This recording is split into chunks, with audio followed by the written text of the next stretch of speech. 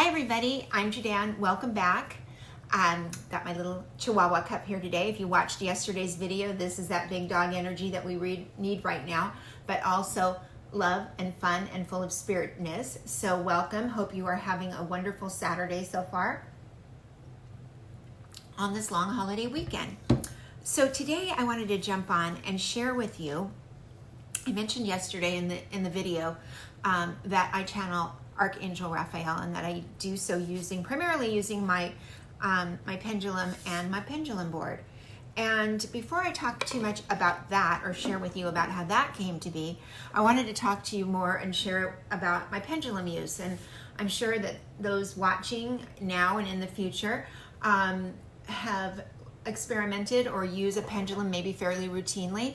I certainly did for a number of years, but primarily I used it without the board. I didn't even know about the board. And I used it for yes/no questions, getting direction on something, helping choose between one thing or the other. And this is probably going back, 10 years at least that I've been using the board. And I also do the healing work, so I would always use it to indicate where a chakra might be blocked, and then if it had cleared. So I used it in a number of ways, but not in the way that I primarily use it now, although I still use it for those other reasons as well. And if I'm out and about with it and I'm trying to decide between something, a purchase or something like that, or a decision, I will just, indicate yes or no. My pendulum always swings clockwise for yes and counterclockwise for no. And some people like to program it too for strong yes or strong no. And that isn't something that I typically am concerned with. I feel like a yes is a yes and a no is a no. And if you're using the board, or you can even program it yourself to be a maybe, and that's about all the information. Maybe a rephrase, I found that useful too, because sometimes my question might get kind of convoluted where I'm combining a question where the answer could be yes or no. And so it's unclear, and so it needs to give me a rephrase. So that's primarily how I use it without the board. Although if I'm sitting and doing my board work, which I do in my magic hour in the morning, right here in my little garden sanctuary, then I will use the board even to indicate yes or no, but I don't use it as it's outlined on here. I still go with my clockwise circle for yes, my counterclockwise for no, but I will pay attention to a maybe or a rephrase on here. So anyhow, I got this particular pendulum rather recently, and that's because it is green in color, as you can probably see. It's fairly small, so it's light, and that means that it picks up movements quickly and can spell, because that's what I'm using it for. It's spelling out whole sentences to me pretty quickly. And the heavier the pendulum, sometimes I find it might slow it down. It gets kind of heavy too as well for using it for more of an extended period of time. And I also wanted to honor Archangel Raphael with this green, because right now I'm primarily channeling him, and this is his color, emerald green. So that explains a little bit about this particular pendulum, but really you just go with what appeals to you. And sometimes if you go into a store to buy a pendulum, you'll see them all starting to kind of dance around, and they're picking up on the energy, and so you can decide from that which one resonates with you. This particular pendulum for me does what I call warbling or wobbling. It kind of dances a little bit, and not all of them do that, but I find that if a pendulum is really attuned to me, or I'm attuned to it, or it's the right one for me, that when I'm holding it, it'll just do this slight, it's not moving big like that, it's just this almost like a slight little wiggle that it's doing. And so I know we're connected, which I really like that affirmation from that. So anyhow, a little bit now about how I came to use the pendulum board. And it's now probably going on 2 years ago or so that I started using it. And I started with a paper one, and I was a little bit skeptical about it, and then learned to do my protection, which I always do, where I call in Archangel Michael to protect the space, protect me. And I'm asking for guidance from my guidance team, my higher self, now Raphael as well. And I'm asking that only messages of the highest light and vibration come through, and that this is basically a sacred space. There's not to be any trickster energy or lower energies coming through. This is my connection with the divine, and this is our time together. So I make sure to really put that energetic bubble, and also, of course, the Reiki bubble of golden light around me, protecting me. And if I'm working with somebody else, using the board on their behalf, then I'm calling in their guidance team as well. and with the same levels of protection. So this is always a really sanctified, sacred time and a sacred space. And I am confident that the messages coming through are not trickster energy or anything deceptive or dark. And the other interesting thing about that is the more you do it, the more you would recognize. Like I look back on some of the early readings that I did for myself, and when I think about some of the answers, I think questionable, not dark certainly, but definitely not as accurate as they have become over time, where they can be kind of predictive, or the guidance is so close to a situation that's going on for me without me asking necessarily as specific about it, just like, what do I need to know today? What's in my highest and best good? Things like that. And these answers come through that are so direct and so specific. And that's one of the chihuahuas, the big dog energy that I was talking about. So anyhow, sorry for that, but cheers to chihuahuas. They are, if you have ever had one or known one, they are such amazing little dogs, but boy, do they like to yip. They're very sensitive. So anyhow, as I was saying, how I started using the board was, I think I saw it online on a YouTube channel, and I was curious about it. And so I printed out one and I started with it. Over time, I got more and more comfortable with it. At that time, I would often get messages from Yeshua. And I was kind of so blown away by that I couldn't accept it. Like, it just tripped me out. And so after a fairly short amount of time, I stopped, because it was like, I think at that point, I just couldn't believe that I was having that direct of one-on-one communication. And I kept on, I thought, well, I'm just going to get used to this. I'll grow into that conversation. I'm just going to talk to my higher self primarily. And I had another guide, and he goes by the name Fitzlam, which he spelled out for me, and he would communicate with me quite frequently in the most loving, generous, nurturing way, but that still gave me a lot of direction.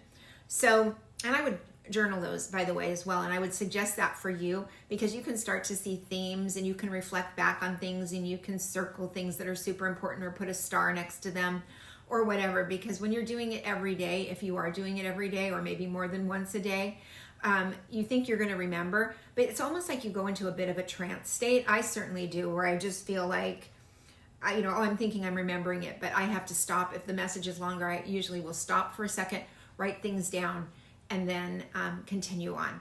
So those are a few kind of my best practices for this that I've found really helpful over time. So, about maybe a little bit more than 2 months ago now, I had a between life soul regression. And that's something that a certification that I'm finishing up right now. I've been doing past life regressions for a number of years, but I wanted to take it further and have more of a specialty or a focus in the between lives type of sessions. And so I was doing a practice with a woman from my class who has been doing them for many, many years, and she has written a number of books about them, but she still wanted this particular certification, and we are friends from a trip we took earlier this year to Egypt. So we partnered up, and it was the most profound experience I think I've ever had in a regression. And it came to be that I realized that I was part of the angelic realm. That's the origin of my soul. There's two other ways that souls originate. One is earth-based, and one is interplanetary. Earth-based does not mean earthbound. There's a distinct difference. It just simply means that most of your lives are on Earth. Your reincarnation, the evolution of your soul, takes place mainly through earthly reincarnations, whereas the angelic realm may go other places. They tend to have less incarnations. And interplanetary, well, it's anybody's guess where they're going to show up, anywhere in the universes, and from other planets, from other solar systems, whatever the case may be, but they also have earth-based lives as well. So in that discovery, and as I said, I had always kind of operated under the assumption that I was earth-based, and yet it didn't quite ring true. It just felt like I kept thinking maybe you're interplanetary. I never really thought angelic realm, but that has to do with worthiness, thinking like, really, what could I possibly be from the angelic realm? So anyhow, long story long, it also came forth in that regression that I was part of Archangel Raphael's lineage, basically, and his cadre of angel beings, angelic beings. And it was so clear, and there were so many things that happened in that regression, in those visions, that I was able to bring out. And I struggled with it for a little bit because it just, honestly, even though I've been in this work for so long, there are still things that seem really like kind of far-fetched and unimaginable to me. And that was one of them, just like how I felt about Yeshua communicating with me. And so it was a little bit of a process to allow it to be true for myself. And there were some things that happened that were further affirmations of that. And so I started to kind of ground it in as a truth. And then when I came to my board, as I do every day, I always ask who on my guidance team has the message for me for the day. What's the most important thing for me to know? What's the most important thing for me to do or focus on? Or what should I have on my heart? You know, whatever it is. And it could be my higher self that came through for me. Could have been Fitzlam that came through for me. It was primarily those two. But it quickly switched to Raphael. And it's been so every single day since. And if I do it 2 or 3 times a day, if I turn to the board, it's him. And how I know it is he spells it out for me right away. It just goes straight to the R. He spells out his whole name. He usually says, because I asked him to, to say something sweet to me. And so he'll say, hello, my dear. And that's kind of now one of the ways that I recognize it as him as well, although I always trust that it's him. And so I get a lot of messages and guidance from him. And actually, for the first time a week or so ago at a solstice ceremony or event that I held, I decided to go out on a limb and do a reading for the women who were in attendance. And I did a number of them that night, and they were so beautiful. And I had asked Raphael's permission beforehand if I could tap into him, and he would be able to work with their higher self or their guidance to bring forth the most relevant message for them. And so that's the way it went. And I was quite nervous about it, as you can imagine. But it gave me such confidence, and it touched my heart in such a profound way. The way he showed up, the way he introduced him to everyone. Most of them didn't ask a specific question. Some of them did. And he had such beautiful insights and profound insights and accurate insights for them. And I followed it up with a card pull, an oracle card pull, to help put it into context and solidify the message. So it was quite an experience. And I'm so glad that I took the chance and did it, because it really is, it's still taking root in me. And so if you take up a practice like this, and I hope that you do, that it takes time for you to trust it. It takes time for you to trust yourself with it and trust the information. And you do, of course, have to be careful that we don't want to open the front door to just any energy. But as long as you are grounding yourself and you're keeping yourself clear with your saging and you're releasing and clearing your chakras and so on, then you're going to be in a good space and a good place to do this work and to be able to trust it. And it's so important, because that's a really big part of your spiritual growth, is to be able to communicate directly with your guidance team, who is waiting. They're literally like, we're on the phone, we're waiting to talk to you and to give you guidance and to connect with you in a deep and meaningful way. And sometimes a fun way. I mean, sometimes they have some fun little messages for you as well, or they have some humor. It's really cool to learn their personalities as well. And then to connect to your higher self just feels like such a homecoming. This is the part of you that has been with you, is you. It's the composite, the DNA of all of your lives. And it is really your ride or die. And it resides up here in your 8th chakra. So it's not like your higher self is way out there in the universe somewhere, inaccessible. It's literally right here. You can get used to opening it up, bringing in golden light, and asking for your higher self to communicate with you directly, which it welcomes that opportunity to do so. It wants to give you guidance and direction and help you identify your life course and stay on course and have your soul aligned with your purpose in this lifetime. So, you guys made a deal on the other side. We all make a deal as to what we're going to accomplish and what we're here to do, but we have free will, so we stray and things happen.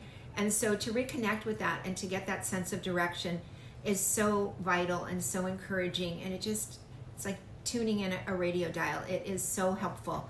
And so, as I said, I would encourage you guys to do this. And you can just start, if you don't use a pendulum now, starting with yes, no, and be sure your questions are very, very specific and clear, not ambiguous. Start with small things. This sandwich or that sandwich? Which fruit should I eat right now? Whatever it is, just till you start to kind of get comfortable with it. And then you can move on to the board, or you can start with the board. There's no rules here. Do what feels comfortable to you, but take advantage of that opportunity to tap in and have guidance. As I've mentioned, have been doing this work in some capacity for a really long time, and it has taken a really long time for me to work past wanting to be visible, being willing to be seen in this work, to trust it, to trust my intuition.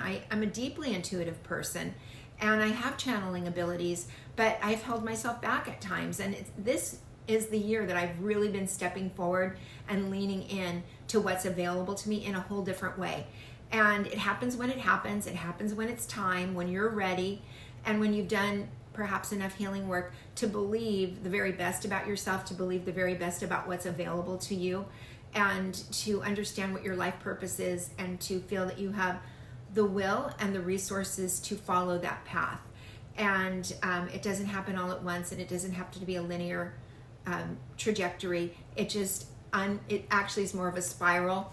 And so we just follow the path, and we work with the information available to us, and there is no shortage of it. And so today, when I was thinking about what I wanted to chat about in this video, I asked Raphael. I had asked before if I asked him what would be the most appropriate topic for me to cover for the day, and asked him if I could ask him for direction, what would be most beneficial for those tuning in. He said absolutely yes. So today I asked again, and he said, tell them about how you use the pendulum and the board. Tell them about how you learned to talk to me. Tell them about what it's meant for you.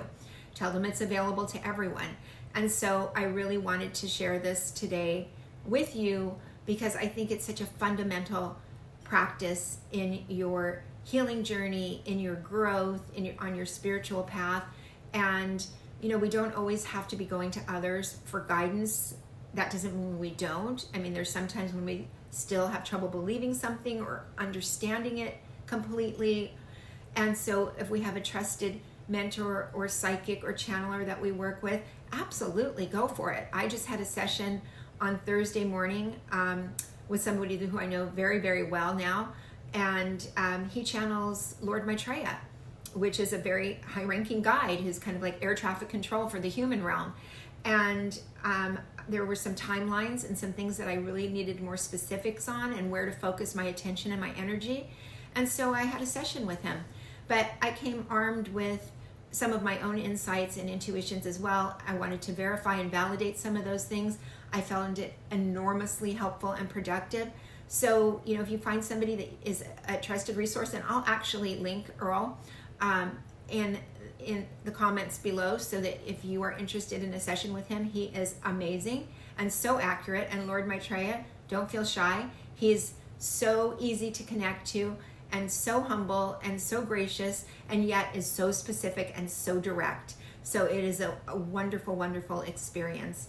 And I'm also I have my website link as well, and I do offer the past life regression sessions now, as well as long distance Reiki in person for those in the Dallas area, and shamanic healing as well. So take a look at that if you're interested. But back to this, be your own guru, right? Tap into the guidance available to you. Believe that you're worthy of that, and that it is completely available to you, and it's going to help you elevate onto a timeline where the things that are most aligned with you are available to you, and you will be able to identify them and focus on them. And when you focus on them, they become not just possibilities but probabilities, and then they come to pass, and that gives you the confidence and helps you feel like you are co-creating with spirit, which you are, and that life isn't just random, that we have the opportunity to make choices in our life that are really meant to be for us if we so choose. So anyhow, I'm going to end today with a card pull, and this was actually the deck that Raphael picked out for me. I asked him, I have quite a few decks, and so I asked with my pendulum, which is the deck that's most appropriate to pull from, both for myself and now for you as well. And this is Guides of the Hidden Realms by Colette Baron Reed. She is prolific. She has a number of decks. She's amazing at them. And she has a very, very generous spirit and lots of wonderful insights. So I'm going to share this card. I'll also link this deck as well. This is one of my favorites.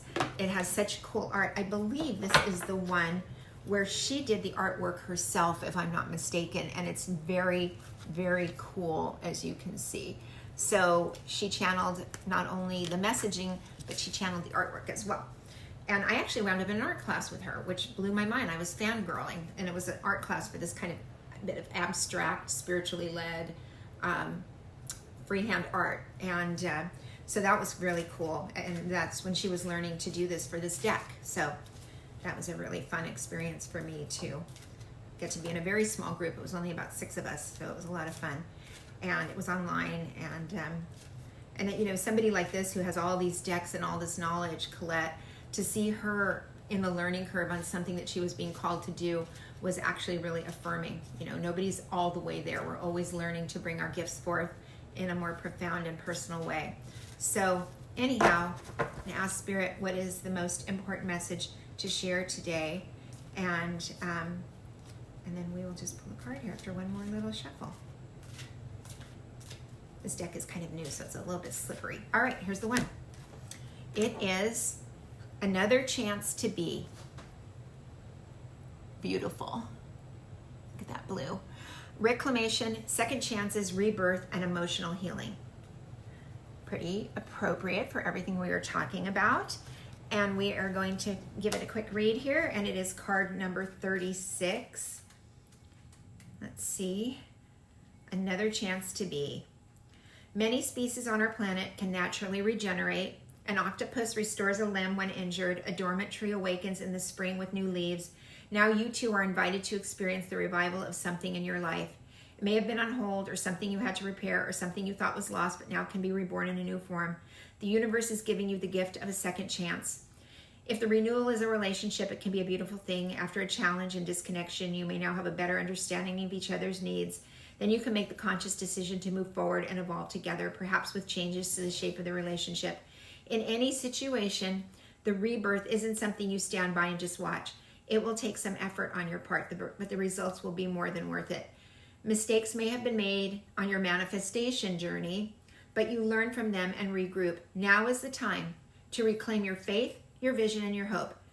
No matter your question, a second chance is assured. So, in relation to what we talked about today, you have the opportunity to get on your path, stay on your path, get aligned with Spirit, get aligned with all the guidance you have. Look, we've all made mistakes. We've all had shortcomings. We've all had lapses in judgment. And sometimes that leaves us in a place where we don't feel worthy to connect with either our higher self or our guidance team, or we second guess it like I did with Yeshua, you know, a year and a half, 2 years ago. And certainly how I felt when I realized that I was part of Archangel Raphael's cadre of angelic souls. And it threw me right into imposter syndrome. And I kind of thought I was past a lot of that. But I also bounced back pretty quickly and realized that I've done a lot of work on myself. And the goal isn't perfection here, not in this lifetime. The goal is evolution and growth and willingness and openness. So another chance to be. Take your chance, get a board, get a pendulum, have some fun with it, protect yourself, and listen. Thanks. Talk to you soon.